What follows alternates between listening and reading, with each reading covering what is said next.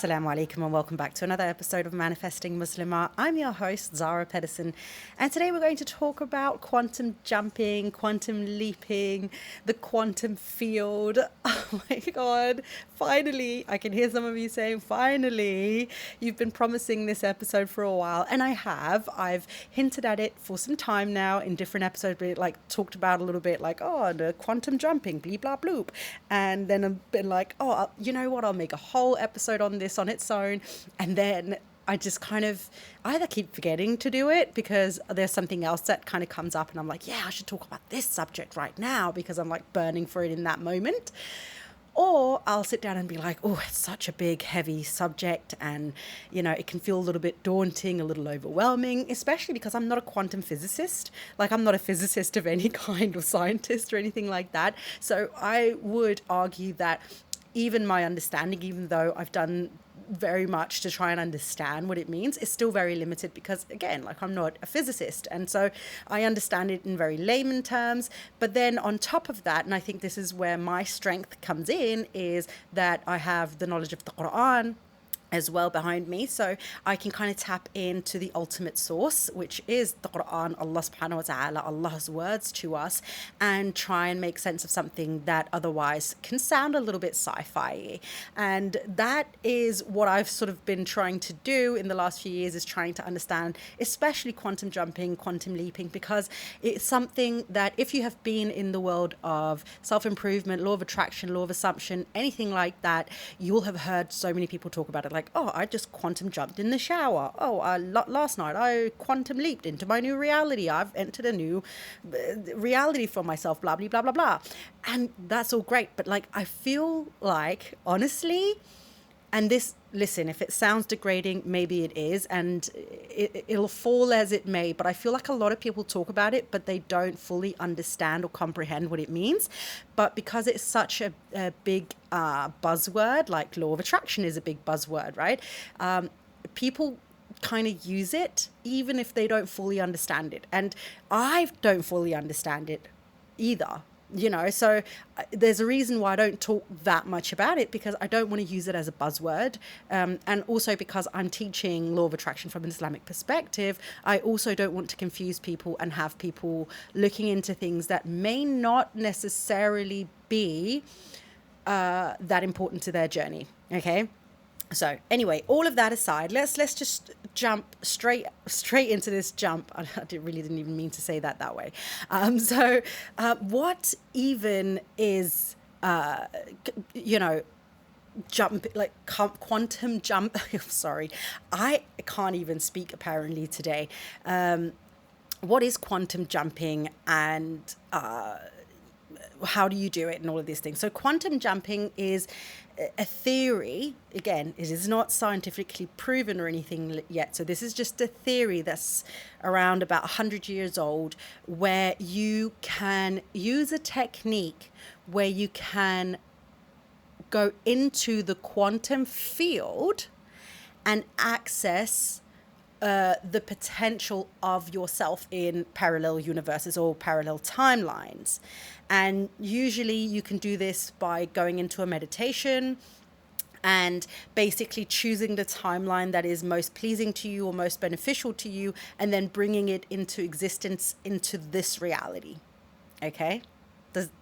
We're good now, right? We're still good, right? Like, so basically it's the theory of parallel universes, or like a multiverse existing, several timelines existing, so you in several other timelines existing, and that you, by going into this quantum field through meditation, can choose at any moment to bring anything in from a different timeline and bring it into this reality. Okay, so that is kind of what it is. I think a lot of people kind of, when they explain it, they just say, oh, I just tapped into a different timeline where I'm already rich, or I'm already skinny, or I'm already this, that, and the other, and then I brought it into this reality. And a big confusion about this that I tend to see quite a lot is that because people say, well, I'm already rich in this other timeline or in this other universe, and I bring it into this reality, and it's like, but you still don't have the money. You didn't bring the money with you. It's not a physical transaction. It is not one of those glitch in the matrix stories where all of a sudden something exists that didn't exist before, kind of thing. And I think that confuses a lot of people, because the thing about quantum jumping and quantum leaping is that it's actually all a mindset thing.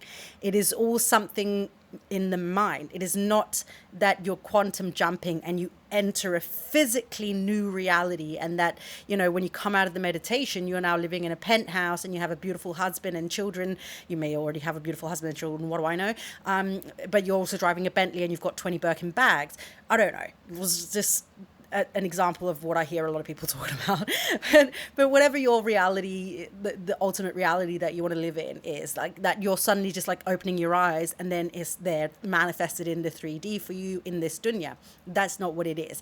It is very much a going in and almost adapting the mindset of the person in that parallel universe, bringing it back into this reality.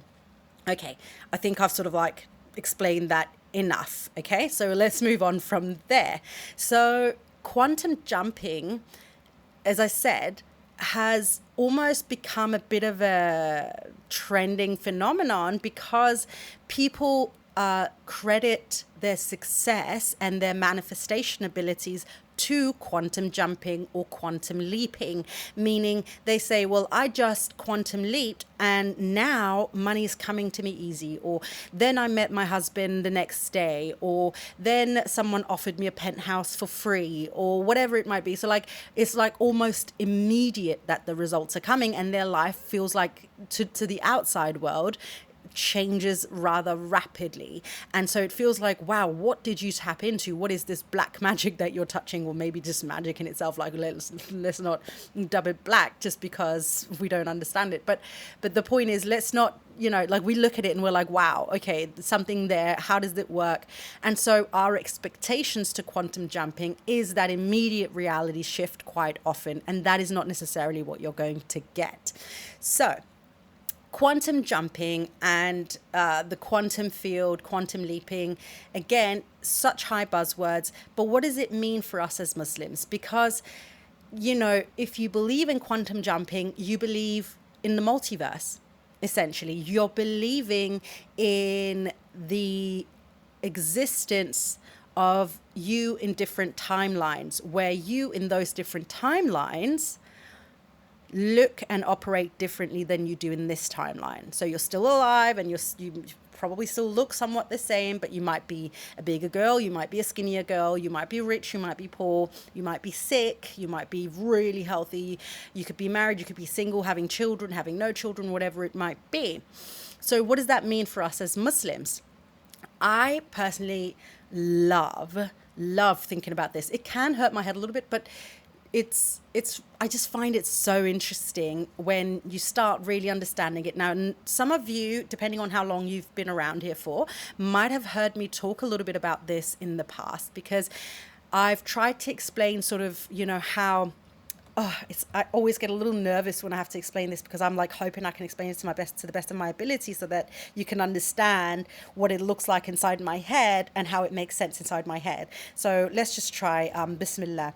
So we know that time is a human-made thing. It is a construct that we have made so that we can understand when is it morning, when is it evening, when is the week ending, when is the week beginning, age, how old we are, things like that, how long something has, how much time has passed since somebody went away till they come back and things like that. But it's very much a human-made construct.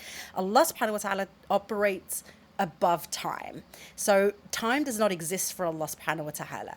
So when we remove time from the equation entirely, and we look at us as Allah's servants in this dunya, and the fact that we have free will and we have qadr, that we have also destiny, then it becomes so interesting to try and look from outside. Take yourself away right now from the equation as well, and look at it from the outside looking in, okay? So we are a creation outside of time and space. Allah created us outside of time and space, and within our own little bubble, we have created things of our own to keep track of time and to understand certain things, right? But outside of that, Allah is looking at us, and He has seen everything unfold while we're still in it. Allah knows what's going to happen, not because He can foresee the future, but because He's already seen it. Like, as in, He's already lived it. It's gone. It's come and gone for Him. Our birth, the present, the day we die, and our ancestors, it's already happened at the same time, practically. Like, I can't say it's happened at the same time, because that would be me making an assumption that it's all happening at the same time. But it's kind of happening at the same time in a lot of ways for Allah, in that there is no separation time-wise for Him as He's looking down on us and looking at our lives, which also means that when we, as Allah's servants, choose to do something for ourselves because we've got free will, the element of choice, the element of decision, the element of us having free will means that Allah has made certain qadrs available to us. There is not just one qadr. He already knows which one we're going to go down. He already knows which one we're going to choose, because again, time doesn't exist. There is no past, present, and future for Allah subhanahu wa ta'ala. There is just now in whatever aspect that is for Allah, right? But He's already seen which way you're going to go. But that does not mean that you're not the one who's making the decisions. So you still have to make the decisions. They are not predestined for you. They have been made available to you, but you're the one who has to choose. And because time doesn't exist for Allah, He already knows which one you've chosen even before you've chosen it, but He still made all the other ones available to you. Oh my God, does that make sense? I would love to hear your thoughts on that when I try to explain it that way, because I do understand that it can get really convoluted very, very easily, because these are all theories, these are all things that we don't understand, these are all in many ways hypotheticals. Like, I don't have proof of this. This is something that made sense to me when my dad explained it to me years ago, when I had reverted to Islam, and I couldn't understand the concept of having free will and Allah already knowing who's going to go to heaven and who's going to go to hell. And I was like, but if we've got free will and Allah already knows who's going to go to heaven and who's going to go to hell, well, then we surely can't have free will, because Allah has already kind of decided who's going to go where. And if He's already seen my future, that must mean that there's not really much for me to decide. And when my dad explained, he explained it so much better than I do, I'm sure. Well, I don't know, maybe I just really got it when he explained it to me. It was just sort of like it's all kind of happening all at once, because time is a construct that is man-made. And so for Allah, even though we're living in it, it's already happened, come and gone, and He's rewound, fast forwarded, paused. He can do whatever He wants to, because it's not a time thing for Him. I'm going to stop muddling it up. But again, please do let me know at Manifesting Muslim on Instagram if what I'm saying makes sense to you, because I really think it's so interesting. And once we understand this, we can understand the concept of free will in a world where qadr is still, like, where both of them can coexist beautifully without Allah subhanahu wa ta'ala interfering with our free will. And that's what makes it so uniquely spectacular and mind-blowingly beautiful. Okay, so I'm gonna take a sip of water here. It's frizzy water. I don't know if you heard the little because she's about to get in. Girl, get yourself a cup of tea. Go for a long walk. This one is not going to be a short one. We're going in today, okay? I should have maybe said that at the beginning. Or you know what? You could probably see the time of the length of this episode anyway. So you already knew it. You already knew we on the same one. We on the same one anyway. So now that we understand this, that also means that we essentially have had different timelines available to us, different paths made available to us. And Allah has seen every one of them play out, even though he knows which one we're going to go for, because that's just the way Allah does. Allah knows everything, even the things that haven't happened, he still knows about it. So he knows which of those timelines you've chosen, but that doesn't mean that they don't exist. It means that they're there and they have become available to us. The timelines, basically, I mean the qadars, by the way. So if I say timeline, I basically mean the qadar. Okay, so the different destinies made available to us, and all depending on the decisions that we make, we can basically step in and out of different qadars, different timelines. Okay, so I think personally, remember, all of this in this episode is very much just theories based, because quantum jumping, quantum physics, quantum science, what?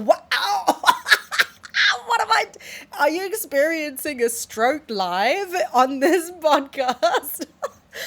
The science of quantum jumping is still just a theory that is not proven. So we're speaking on a subject that is not evidence backed. Okay. So, but again, this is why I'm saying, keep everything that I'm saying today in with the understanding that this is my own ruminations and theories and thoughts about something that isn't proven, but also to some extent makes sense given an Islamic point of view and understanding of what Allah subhanahu wa ta'ala has told us. Okay, so when we're looking at quantum jumping, I think one of the first questions that we should ask ourselves, of course, is, does Islam believe in alternate universes? Because that is basically what quantum jumping kind of delves into. And I've spoken now already a little bit about that, in that we've got different destinies. Now, universes, quite often what we believe when we say different universes is we believe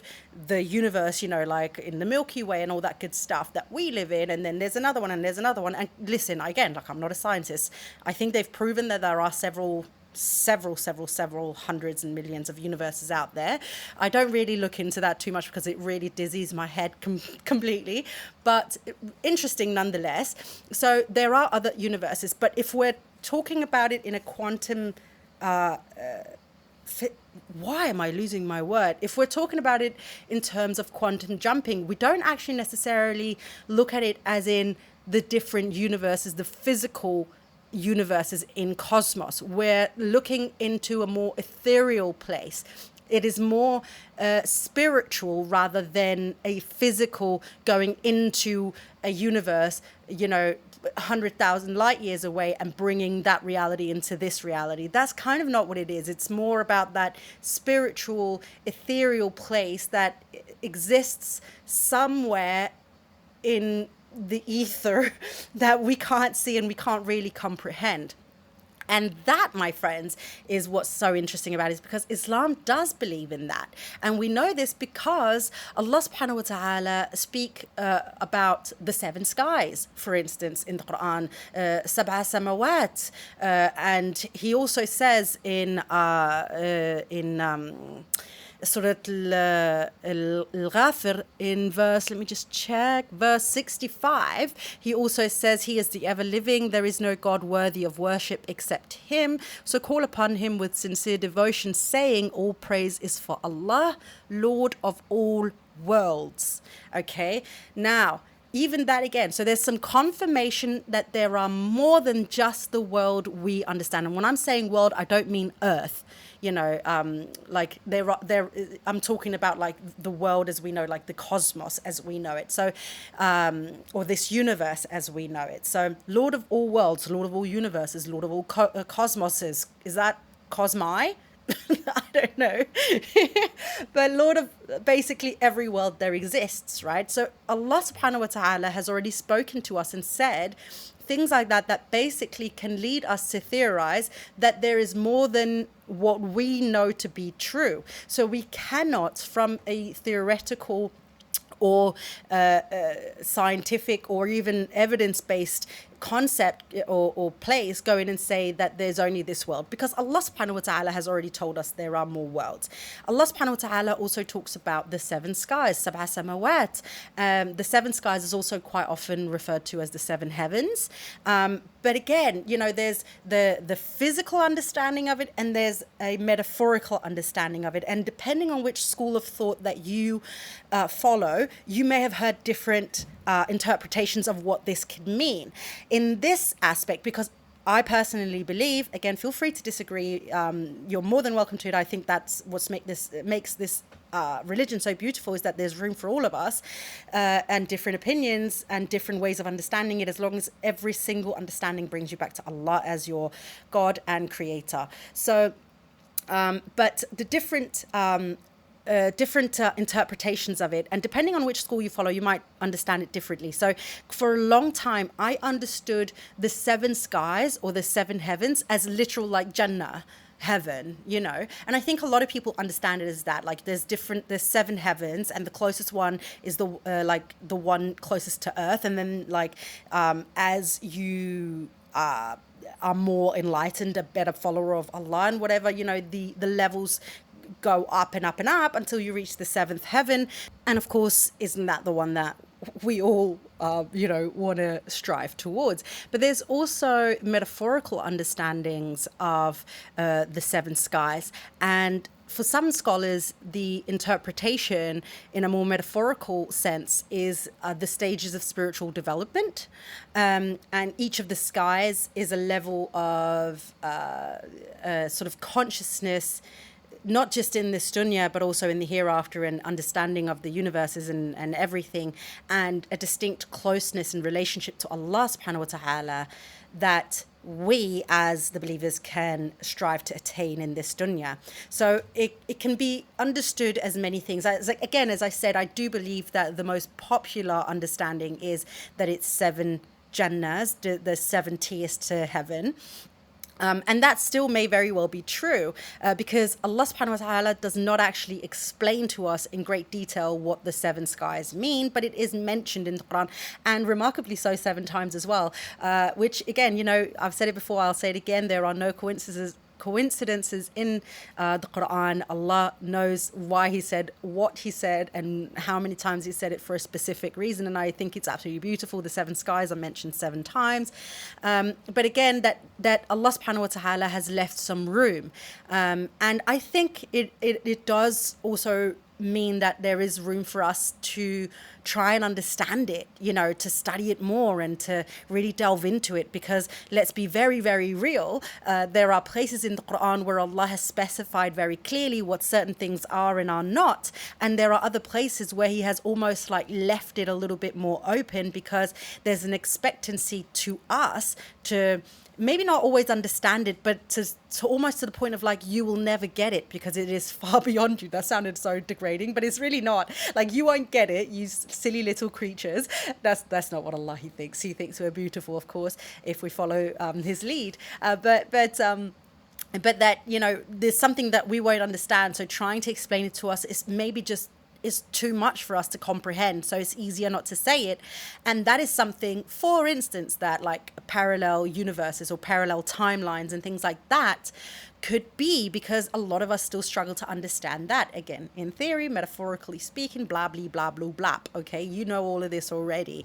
So just whenever you're oh, is that the truth or not? If there's a literal thing, a literal fact or anything in the Quran, I will let you know. And the rest of the time, just because I say something here doesn't mean that it's the ultimate truth or anything, but it's definitely something that I feel we should be discussing as Muslims, because it's very interesting, and I think it's such a perspective shift for us that could help us do more. So I obviously believe in quantum jumping and quantum leaping, but I believe in it from an Islamic perspective. And I believe in it from not a sort of a physical manifestation, rather a more spiritual manifestation that we can apply into the 3D, which is choice. because I believe in our free will. And I believe that our free will is such a beautiful gift from Allah. I do also sometimes make jokes and say it's a curse, but I say a curse only because we choose wrong, because we're humans and we're flawed and we have an ego and all of these things. But obviously it's a beautiful gift because it means that our Creator believes in our ability to make choices for ourselves. And then sometimes we let him down, we let ourselves down, we let family down, all of that stuff. But ultimately Allah subhanahu wa ta'ala believes in us, and that is why he has given us free will. So I think it is ultimately a beautiful thing, even if I do joke sometimes. But based on my huge fundamental belief in free will, I also have a huge fundamental belief in choice and decision, and the ability for choice and decision to impact our life to a great degree. But choice and decision can be very difficult things for us as humans to embrace. Choice, we can embrace it, but peer pressure and I am so sorry for the tongue ties and tongue tumbles that is happening in this episode. But choice can be difficult for us because we can be pressured from our peers to believe something or choose something different. So sometimes it's difficult for us to stand by our choice or believe in our choice, back up our choice. And then decision is beyond the choice. It is now I've decided, so it's going to happen. So things are going to change. So the change will come after that, right? So choice and decision are two very powerful things that come from free will. And that is where I see personally that quantum jumping really comes into play. Because while I am not certain how I understand the different worlds, the different universes that Allah subhanahu wa ta'ala speaks to us about, and I don't think I'll ever understand or know, and I don't know that anyone will ever understand or know beyond Allah subhanahu wa ta'ala. I can only theorize. But what is safe for me to theorize on is this world, what I know and understand. And I will actually share a hadith that makes me... Well, let me just share the hadith and then we'll discuss it. So Abu Huraira radiallahu anhu reported that the Messenger of Allah sallallahu alayhi wasallam said, "It is from the excellence of a believer in Islam that he should shun that which is of no concern to him." And the way that I personally understand this is that it is not our concern whether or not there are more universes out there or what the seven skies really mean. It is not of our concern to fully understand quantum science.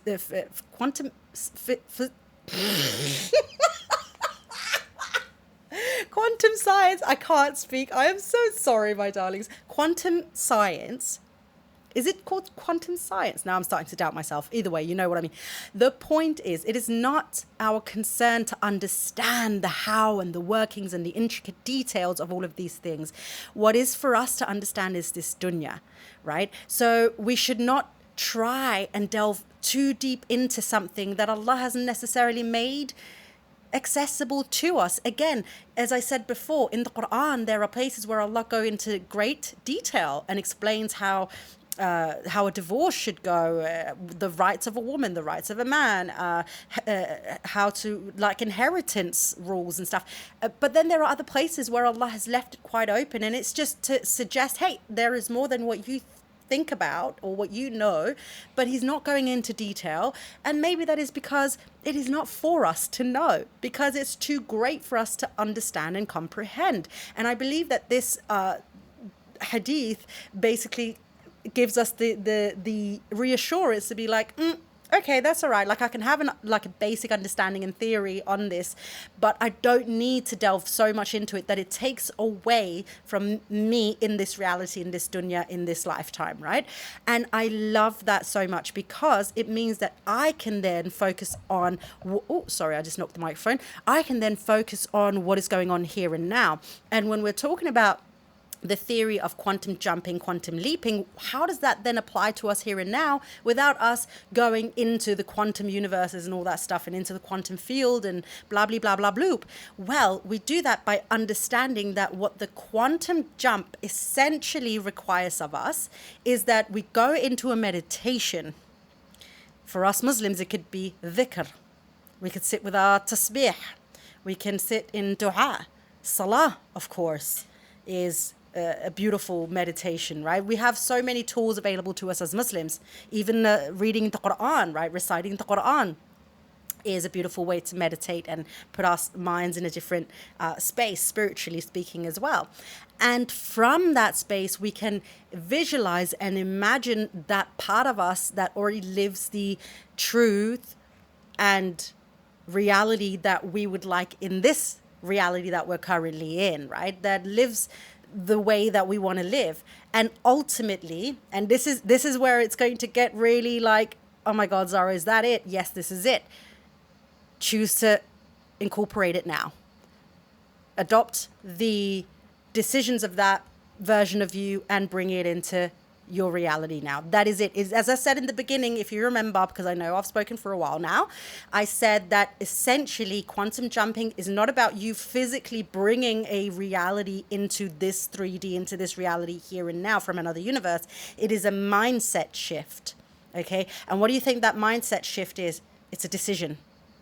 It is, you have chosen in sitting down and doing the meditation, right? That you choose this reality. I want this qadr. I want to go down the qadr where I have a lot of money. I want to go down the qadr where I have a lot of children. I want to go down the qadr where I have an empire. I have my own business. I want to go down this qadr, that qadr, whatever. Whatever it is that Allah has inspired you to dream of, right?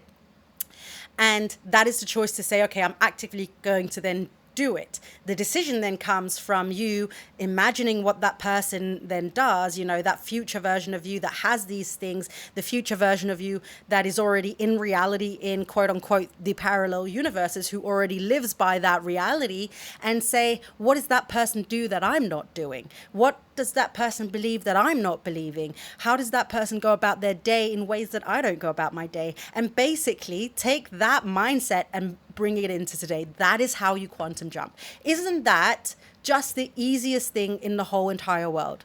Like, how long have I spoken now? 30 minutes, 40 minutes, something like that, right? Like I can speak and I can speak for days. I already told you, girl. I already told you this was going to be a long episode. So I told you kind of like 20 minutes in, but whatever, we're here. And if you're still here with me, girl, send me a message. Let me know that you actually listened to this episode through and through. So I know do you like longer episodes or do you like the short ones? Either way, I'm not going to be very good at making short ones, but nonetheless, I'd like to hear from you.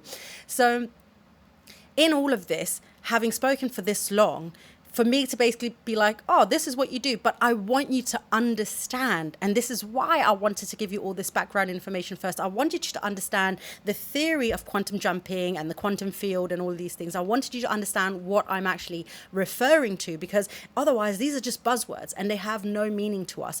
And again, the reason why I want to make sure you understand it is that so you don't inadvertently commit shirk, or that you don't inadvertently start practicing things that are not for you to practice, that there are other things that maybe you should be focusing your time and your life on, right? Like your salahs or something like that. Like, not to say that if you're studying quantum science that you shouldn't do that, but like, you know, it's just that I don't want you to bang your head up against a wall that essentially could be simplified so that you can focus on other things that may yield bigger results for you. So that's why I wanted to give you that background. I also really wanted to give you the background of my understanding and the theories that I'm leaning up against when I, as a law of attraction coach, talk about quantum jumping or refer to quantum jumping or quantum leaping in any of my episodes or in any of my content, because I want you to understand where I'm coming from, so that if you have a different perspective, which again, you may very well have, you'll know what applies to you and what doesn't. It is all, honestly, you know, in this world, we'd have so much less, what is it called? It is called, wow, Zahra, a'udhu billahi minash shaitan ar-rajim. The words today are failing me. It is also 35 degrees and I'm kind of boiling. I'm sitting in like my shorts and my sports bra and I'm like super sweaty and oily. Oily just because that's my skin, by the way. I'm just like an oily girl. Um, Maybe it's because I'm an olive skinned girl, so it's like the olive oil in my skin.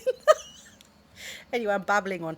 We'd have a lot less conflicts. That's the word I was looking for. We'd have a lot less conflicts in this world if we understood each other better and gave each other the time to actually explain what we mean instead of just kind of like making assumptions on what other people say in like 2 minutes and stuff like that.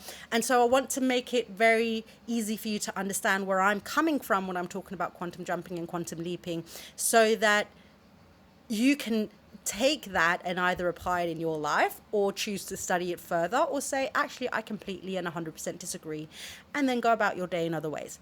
But ultimately, if you want to try quantum jumping, quantum leaping, any of those things, I don't know if you've done any studying on it, because quite a lot of quantum jumping and quantum leaping is literally just sitting down and doing visualization work in meditations. I don't know if you knew that, but that is a lot of what quantum jumping in the mainstream world of law of attraction looks like. So you basically sit down and you do a meditation, and then you visualize that life and that person, that you in an alternate universe living that life, and then making decisions to bring that into this life. That like so it is meditation with very strategically placed consciousness. I'll be conscious about what I bring and what I want and all of these things, but otherwise I'm in that meditation. Oh, what was that sound? Oh, that was a big stretch. Oh, the dogs are inside. They're also sleeping the heat away. I've got 1 more hour and then I can start going out. Then it's not so bad. But yeah, okay. So I can't remember what I was saying, and it probably also then means that it probably wasn't that important to begin with. But I would love to hear from you, because I know that there's so much. I just threw a bunch of information at you. Absolutely do your own research as well. It's not like feel free to do your research. You should always try and research your own religion and your understanding and things like that. I'd love to hear your thoughts on the seven heavens or the 7 skies, Sab'a Samawat, how you understand that, what school of thought you're into, and also whether or not you also understand and believe it to have a parallel meaning as well, like as a metaphor and not necessarily as that physical Jannah, or if you're more of that, it's the 7th heavens kind of thing. I would love to know whether or not you have studied into quantum science and figured out like whether or not you believe in quantum jumping, parallel universes. I just love to hear from you in general and hear what you have to say about these topics. I personally love speaking on these topics because, again, it reminds me to stay humble. That's honestly why. It reminds me to stay humble. And every time I feel like I know everything, it just really reminds me that I know nothing, and that Allah subhanahu wa ta'ala has designed the world and this dunya in such a way where we have glimpses of an understanding of something, but it's only a glimpse, because maybe the true reality and understanding of something would drive us mad. It wouldn't actually necessarily benefit us. It would just drive us mad because of the complexity and maybe even the beauty, or maybe even the fear around it. Like some of it is kind of scary. Let's be real. Like, I don't know if that's just me, but some of it feels kind of scary to me. The Lord of all the worlds, Lord of all worlds. That to me in and of itself is like, there is more than one. Subhanallah. And again, even with that, actually, I don't know if I remember saying that, some people also like in that say, well, that's, the world, the heaven and hell, and the world of the jinns in, on this earth and whatever. And I'm like, yeah, that could also very well be. I don't know. You're not going to get a straight answer from me on any of these things, because I don't know. I simply do not know. And I don't know that I care to know, because it is for Allah to know, and it's for me to admire, and it is for me to respect, and it's for me to worship, not the worlds, but Allah subhanahu wa ta'ala as the ultimate creator, right? But it is certainly something that is interesting to kind of delve into from time to time, to remember to stay humble. It's certainly also, when it comes to theories in terms of how you can use these things to better your own life, is definitely something that can be helpful if you can use your salah, dhikr, tasbih, something to sit in meditation, visualize something for yourself, and then start taking actions by making a decision based off of what that future version of you would do. I always say the future version and not the timeline, alternate universe, parallel universe version of you, because again, I don't know that that is the case, that is the way that it works exactly, but I certainly know that in order for me to be a person who does X, Y, and Z in the future, because I have an idea of who I'll be in the future, that requires that I do X, Y, and Z today.